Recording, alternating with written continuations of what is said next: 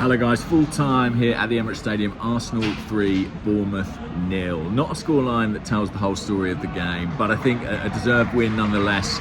Arsenal now 4 points clear at the top of the Premier League, albeit with City having 2 games extra to play. 10 goals clear on goal difference. 88 goals scored now in the Premier League this season, which matches our Premier League best ever, which was set last season. 26 wins for the team, matching Arsenal's best ever Premier League return. And David Raya claims the Golden Glove today after a 15th clean sheet. His clean sheet record almost 1 in 2 games at this point in time for Arsenal in the Premier League, which tells you a great deal about the manner in which this team has defended. They got the job done today. That was all that mattered.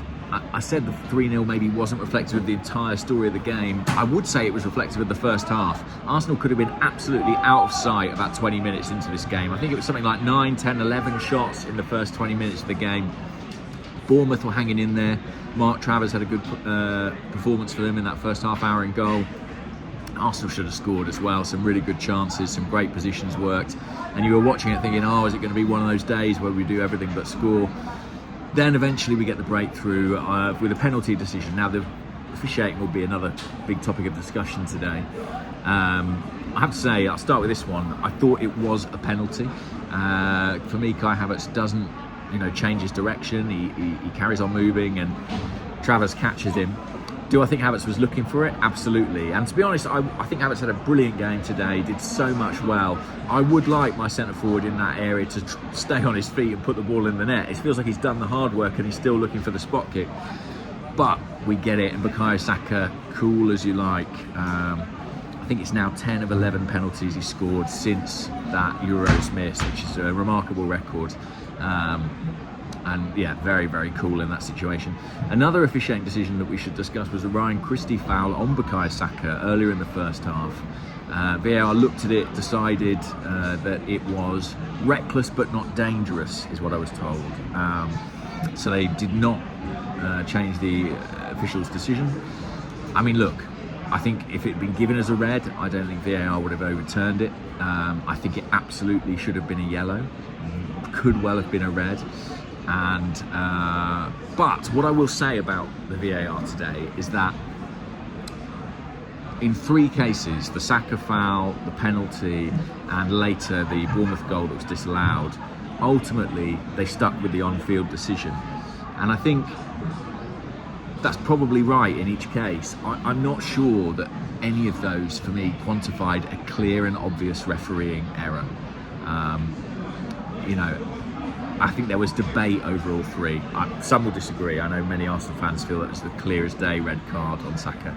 I think it's one that might have been, might not have been. And generally, I don't really have an issue with the technology, with the VAR referee following the on-field decision, because I think we want to empower the on-field referees as much as we can.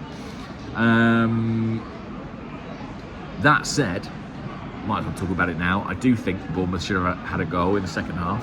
I think it was very soft. I think it's potentially a foul for a tug on Billing. I think Ryan needs to be a little bit stronger there. But we'll take it. We'll take it, guys. And before that was made 2-0. Leandro Trossard tucking home. How many important goals has he scored this season? Well, I can tell you how many. 15 for Arsenal. Bukayo Saka's goal took him to 20. It's a brilliant tally. But Trossard's got to 15 in a lot less minutes. I think his minutes per goal is something like 0.64 goals per game or something mad. 110 minutes per goal, something like that. He really has been lethal. And this shot, it's not the cleanest strike. It's not right in the corner. What's the key? He hits it early. There's none of that deliberation. The ball comes to him. He takes the chance on. I think that's what he does really well. Then Bournemouth have a disallowed goal. We needed that Trossard goal because I thought Bournemouth were vastly improved in the second half. And it was a really different game. Reminded me of the Villa game in that way, where first 45 minutes we were so dominant, second 45 minutes they really came back into it. And they were getting in behind, had a few chances. Kluivert flashed a few shots just wide of the goal. But then Trossard gets that goal and it feels like kind of game over, especially once their goal is disallowed. And then in stoppage time, Declan Rice, who created Trossard's goal with a nice little sort of shuffled pass off the outside of his foot, scores a third, a goal and an assist for him today, finding that engine in stoppage time to get into the opponent's penalty area, finish the chance off. Do like him in this number 8 role, I have to say. I mean, it's a really intriguing conundrum for Arsenal and Mikel Arteta. Where do you want to see him play? Do you want him to see it be a number 6, sitting at the base, or do you want to open him up to get forward and express himself? Games like today, he really does that effectively. It's just so hard to live with someone with that athleticism.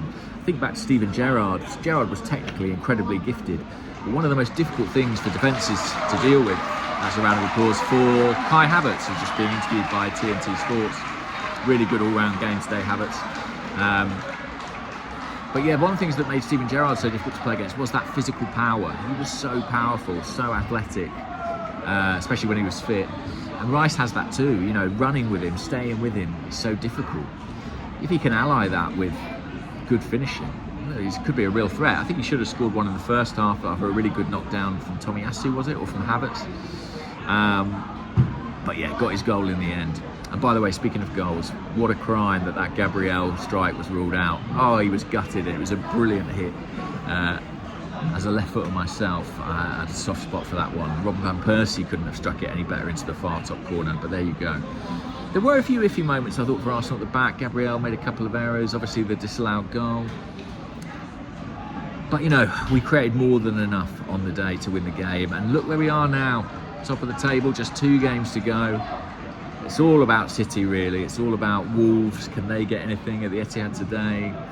We'll be looking at, you know, Fulham next weekend, Spurs. Well, I don't think we hold up much hope for a favour from Spurs, but yeah, Arsenal looking like a side who absolutely can go on and win all their games. The problem is, will City do the same?